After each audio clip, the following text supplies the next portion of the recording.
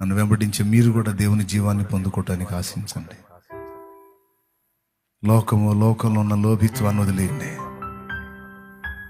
ఎంతకాలం ఉంటామో తెలియదు, ఎంతవరకు భక్తి కొనసాగుతుందో తెలియదు, కానీ చేసినంత వరకు నాణ్యంగా చేయాలి.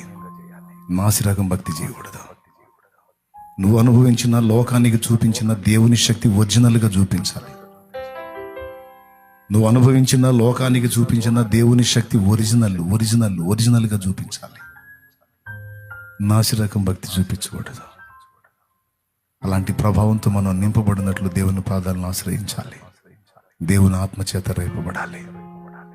కృప మనందరికీ తోడై ఉండునుగాక. ఆమేన్.